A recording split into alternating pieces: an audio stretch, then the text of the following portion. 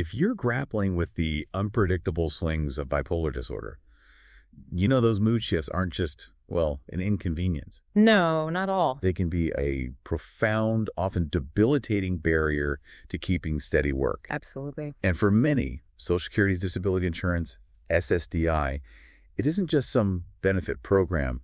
It's really a vital lifeline. It truly is. So today, our mission in this deep dive is simple. Give you a shortcut to being truly well-informed on qualifying for SSDI with bipolar disorder, especially if you're here in Virginia. Right. We've gone through the sources, looked at the rules, the stats, and we're going to pull out the most important nuggets of knowledge for you. We'll focus on managing episodes, getting the right evidence together, and navigating that whole application process. All to boost your chances of approval. Exactly.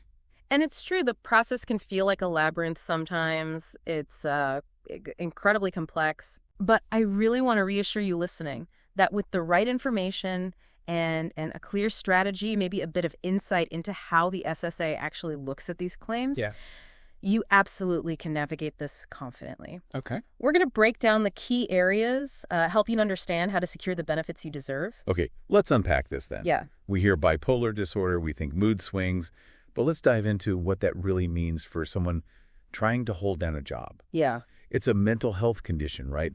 Characterized by these extreme shifts. Extreme is a key word. From manic highs, which can feel maybe productive, but often lead to impulsive choices, right? Yeah. To these depressive lows that just bring crushing sadness and fatigue. Exactly.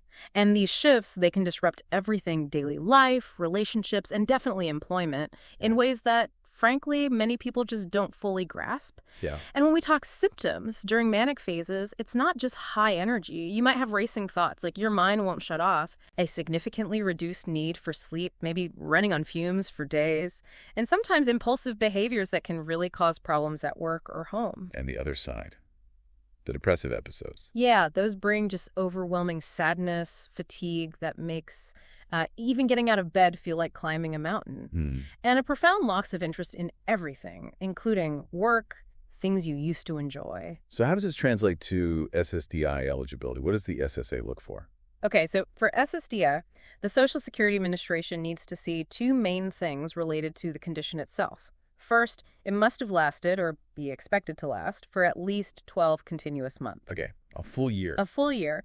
And crucially, it has to prevent you from engaging in what they call substantial gainful activity, or SGA. SGA. Yeah. What does that mean in practice, money-wise? Well, for 2024, SGA means earning over $1,550 per month if you're not blind. $1,550. $1,550. So it's not just having the diagnosis, it's the impact of those symptoms on your actual ability to work and earn above that amount consistently. Okay. And beyond the medical side, there's the work history part too, right? The work credits. Yes, absolutely. Your work history is key. Typically, you need 40 credits total. 40. And 20 of those need to have been earned in the last 10 years before your disability began. It essentially shows you've been paying into the system. Right. Shows recent work. Exactly. Though it's worth noting, for younger applicants, say if disability strikes in your 20s or 30s, you might need fewer credits. The rules are a bit different. Good to know. And if bipolar disorder has unfortunately forced you out of work, what does SSDI actually provide? It can be a critical financial lifeline. We're talking monthly payments that average around $1,500. Okay. Plus, and this is really important, you become eligible for Medicare coverage after a 2-year waiting period from when your cash benefits start. Medicare too, that's huge. It is, but it's important to be realistic and prepared for the challenge ahead. Initial approval rates for SSDI claims overall, they hover around just 37%. Wow, only 37% initially. That sounds incredibly disheartening. It can be. What's the biggest reason for that low initial rate? And what can someone listening do right now to avoid being in that, 63% who get denied first time? That's a great question. Often that low initial rate comes down to insufficient evidence, or maybe evidence that's not presented in the way the SSA needs to see it. So not enough detail. Or not the right kind of detail. Many people don't fully understand what the SSA is looking for, what questions they need answered. This really underscores why detailed documentation isn't just, helpful. It's absolutely key for success. Okay. It's about translating your lived experience, your struggles, into the specific medical and functional terms the SSA understands and requires. So the SSA doesn't just see bipolar disorder on a form and approve it. They have this whole blue book system, right? Right. With specific criteria. Exactly. Can you walk us through what that means specifically for bipolar disorder? I imagine it's pretty detailed. It is, and here's where it gets really interesting for applicants, because this listing, as they call it, isn't just some bureaucratic number. It's the SSA's detailed roadmap for conditions they consider severe enough to automatically prevent work. If your experience with bipolar disorder checks these specific boxes in the listing, it's essentially a more direct path to approval. Kind of a shortcut if you meet the high bar. Precisely. It's what you're aiming for if your symptoms are severe enough. So to meet this specific listing, it's listing 12.04 in their Blue Book, which covers depressive, bipolar, and related disorders. You have to satisfy a two-part requirement. 2 parts. First, you need to meet the criteria under paragraph A, which lists specific symptoms. Then you need to meet the requirements of either paragraph B, focusing on functional limitations, or paragraph C, which deals with a serious and persistent condition over time. Okay, so A plus B or A plus C. Let's start with paragraph A. What kind of symptoms are they looking for? All right, for paragraph A, specifically in the context of bipolar disorder, they're looking for documentation of at least 3 symptoms from a specific list during, say, manic or hypomanic phases. This includes things like pressured speech that's super fast, hard to interrupt talking. All right, I know what you mean. Flight of ideas, where thoughts race and jump from topic to topic, inflated self-esteem or grandiosity, a decreased need for sleep, being easily distractible, getting involved in risky activities, maybe spending sprees or reckless behavior, or a noticeable increase in goal-directed activity, maybe taking on way too many projects at once. Think of it as the SSA's clinical checklist for the core symptoms. Okay, so if you're ticking those symptom boxes under paragraph A, what's next? How do they link those symptoms to an actual inability to work? That's exactly where paragraph B comes in. If you satisfy paragraph A with the symptoms, you then need to show significant limitations in your functioning. Specifically, an extreme limitation in one area or marked limitation in 2 areas from a list of 4 key mental functional domains. Extreme in 1 or marked in 2. What are those areas? Think of them as pillars of everyday work life. The first is your ability to understand, remember, or apply information, like following instructions, learning new tasks. The second is how you interact with others, getting along with coworkers, supervisors, the public. Social interaction. Exactly.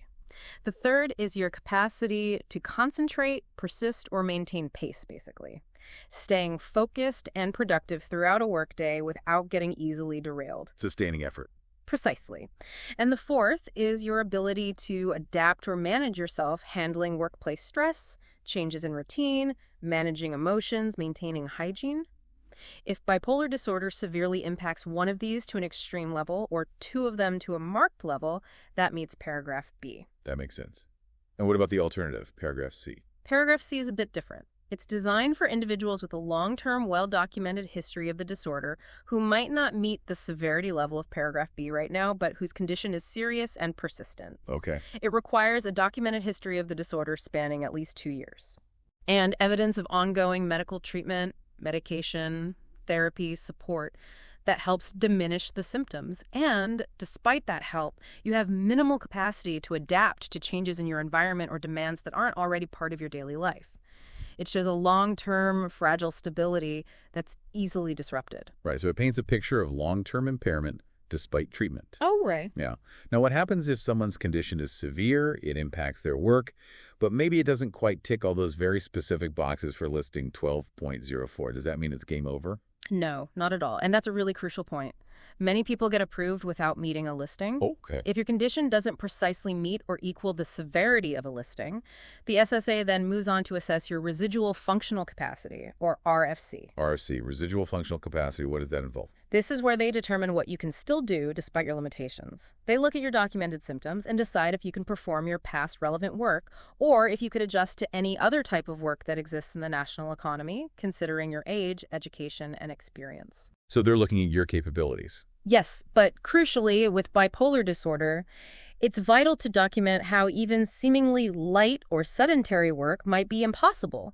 You might have severe concentration issues that prevent sustained focus. Right. Unpredictable mood shifts could make regular attendance impossible or lead to conflicts. The inability to handle even minor workplace stress could trigger symptoms. It's about demonstrating what you cannot do reliably day in and day out. That makes sense. The RFC is technically about what you can do. But for someone with bipolar disorder, where symptoms can fluctuate so wildly, one day might be okay, the next impossible.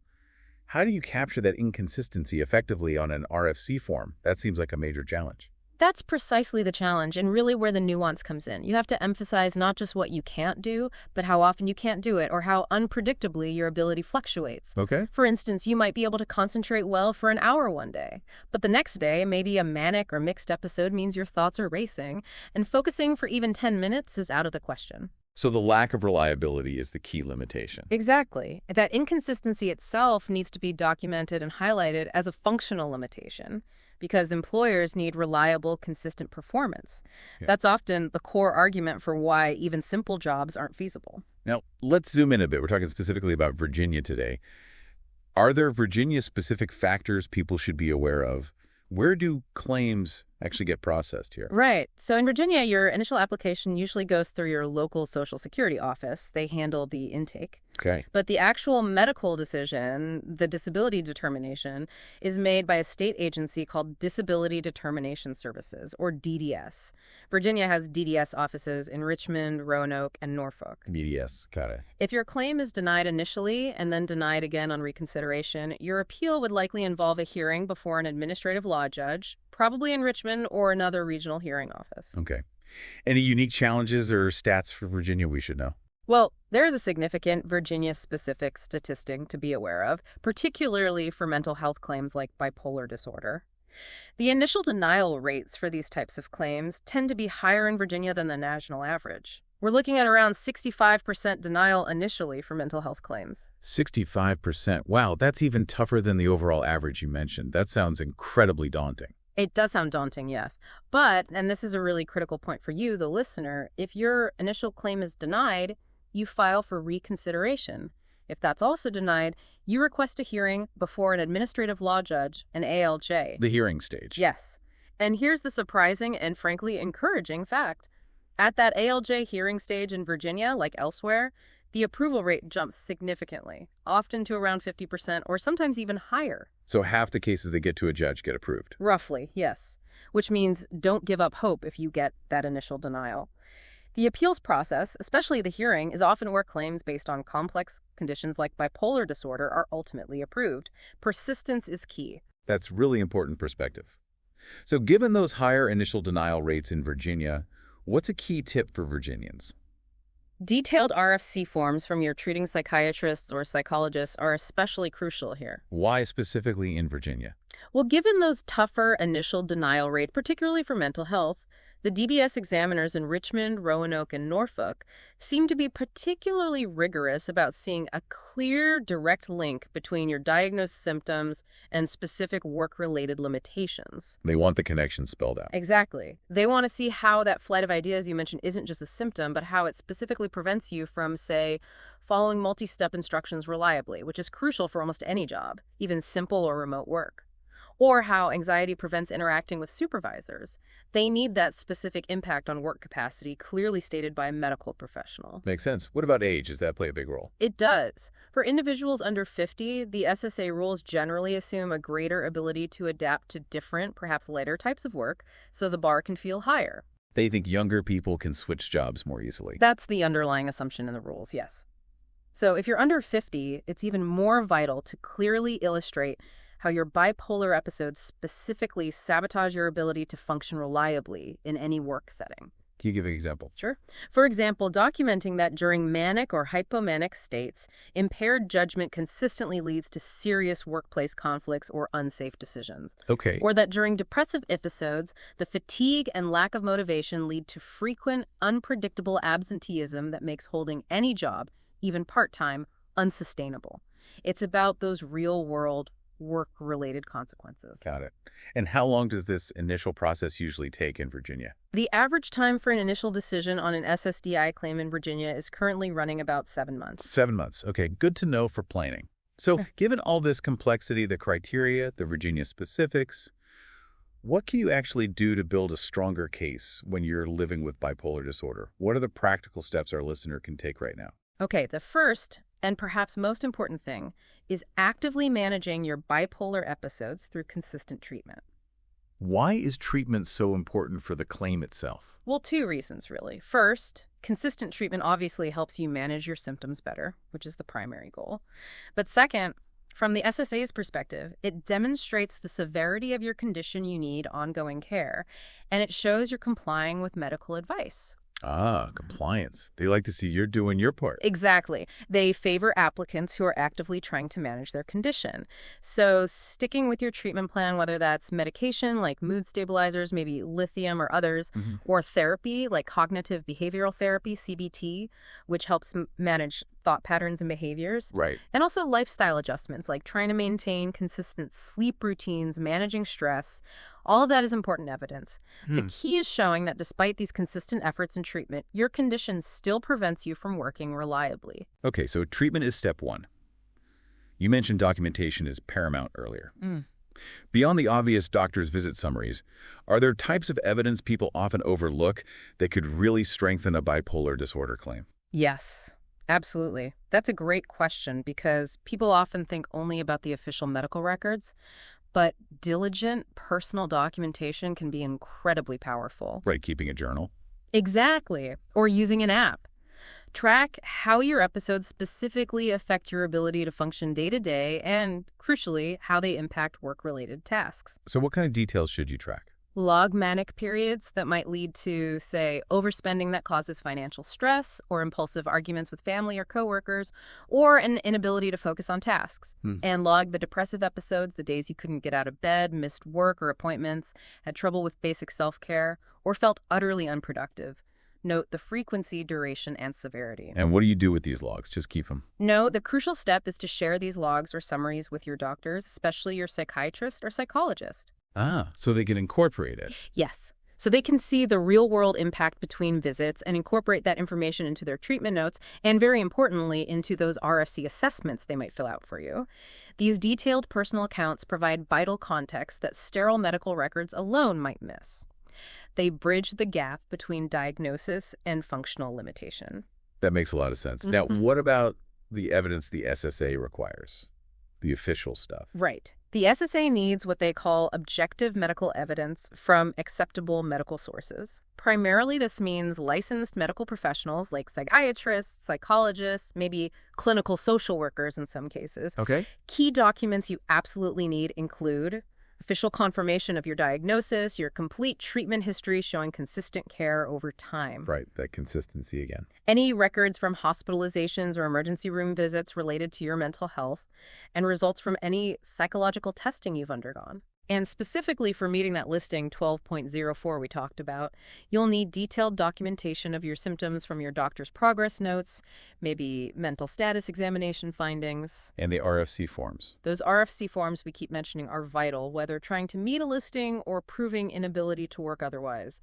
They need to be filled out by your treating doctor and should specifically detail your limitations using the SSA's terms like a marked inability to concentrate for extended periods or marked difficulties interacting appropriately with supervisors.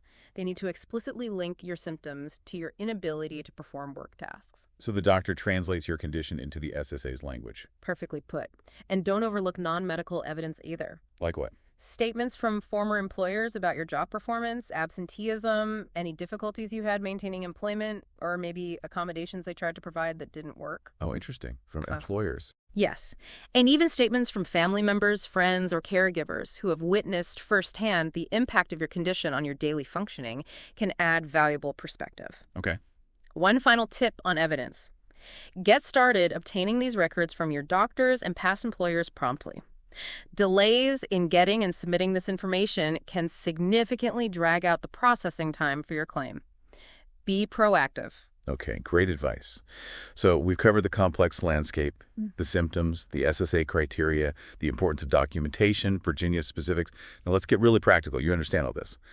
What are the concrete step-by-step actions you need to take to actually put together and file that application? Can we walk through those 7 powerful steps? Absolutely. Let's break it down into clear, actionable steps. First, step 1, assess your eligibility. Before you even start the paperwork, double-check. Do you likely have enough work credits? Is your disability expected to last, or has it already lasted at least 12 months? Get that foundation clear. Okay, check the basics. Makes sense. Step 2. Gather your documents. Start collecting everything. All those medical records we discussed, the more comprehensive, the better. Your detailed work history for the past 15 years. Personal info like birth certificate, social security number. Think of it as building your evidence toolkit. Get organized. Step 3. Step 3, apply. You have options here. You can apply online, which is often the most convenient way, through the SSA.gov website. Online is good. Or, if you prefer, you can call the SSA's national number, 1-800-772-1213, to start your claim or schedule an appointment. Or you can visit your local Virginia SSA office to apply in person. Okay, online, phone, or in person. Step 4. Step 4. Complete the forms thoughtfully. This is crucial. It's not just about filling in boxes. You'll have forms about your condition, your work history, your daily activities. Be detailed, be honest, and be specific about how your bipolar symptoms limit you. This is where you tell your story. Exactly. And really emphasize your mental residual functional capacity, how your concentration, mood, interactions, and ability to cope affect your capacity for any kind of work. Connect the dots for them. Got it. Step 5. Step 5. Submit and wait. Once everything is submitted, the waiting period begins. As we said, expect around 3 to 5 months, maybe longer in some cases, like Virginia's 7-month average, for that initial decision. Use this time wisely, keep going to your doctor, keep documenting, and gather any additional evidence that might emerge. Stay proactive during the wait. Okay, step 6. Step 6, reconsider if denied. If you get that initial denial letter, do not give up. This is critical. You have 60 days to appeal and request reconsideration. Many people, unfortunately, drop out here, but it's a necessary step in the process. Appeal within 60 days. Got it. And if that's denied too? Step 7, prepare for a hearing. If the reconsideration is also denied, your next step is to request a hearing before an administrative law judge, ALJ. This is where you, and potentially an attorney if you hire one, present your case directly to the judge. As we discussed, this hearing stage is often your best chance for approval, especially for complex cases. The ALJ hearing where the odds improve, that's a clear roadmap. What are some common pitfalls people hit? Well, the biggest ones we've touched on. Submitting insufficient medical evidence or evidence that doesn't clearly show work limitations. Another is appearing non-compliant with treatment missing appointments, not taking medication as prescribed without good reason. The SSA can interpret that as the condition not being as severe as alleged. Right. These can often be overcome by being diligent with documentation, maybe consulting with attorneys who specialize in SSDI claims in Virginia. They know the local DDS and ALJs and can help present your case effectively. And the stigma. Yeah, the stigma around mental health is still a real challenge. It can make it hard for people to be open about their struggles, even on the application forms. Seeking professional support therapy, support groups, a good attorney can really help navigate that aspect too. Good point. Any quick thoughts on surrounding states, like Maryland or West Virginia? Does location matter much beyond Virginia? Well, the core SSDI rules are federal, so they're the same everywhere, but the process can vary slightly. Local SSA office efficiency, DDS processing times, even ALJ approval rates can differ from state to state or region to region. For example, you might hear anecdotally that Maryland sometimes processes claims a bit faster. West Virginia, being more rural, might present challenges for some applicants just getting to appointments or SSA offices, but the fundamental requirements remain the same. Okay, so as we bring this deep dive to a close, let's recap the core message. Success in qualifying for SSDI with bipolar disorder really seems to hinge on meticulous preparation, right? Absolutely. A thorough understanding of what the SSA is actually looking for, those specific criteria, the functional limitations, and comprehensive, nuanced documentation of your condition's true, often fluctuating, impact on your life and especially your ability to work. Couldn't say it better. We know this whole process can feel overwhelming, daunting even. But arming yourself with this knowledge, understanding the steps, understanding the evidence needed, that's incredibly empowering. It really is about translating your lived experience into the language and evidence the SSA needs to see. It is, and maybe this raises an important final question for you, the listener, to consider. Beyond just knowing you have the clinical diagnosis, how deeply have you thought about and documented the specific daily disruptions and functional limitations caused by your bipolar episodes? Really understanding and being able to articulate those precise impacts, how distractibility affects following instructions, how depression affects attendance, how anxiety affects interacting with coworkers, specifically regarding your ability to sustain work, even sedentary work. That's not just about proving you have a condition, it's about translating your lived reality into the precise evidence the SSA needs. That deep personal insight backed by medical evidence. That is your most powerful tool in this process.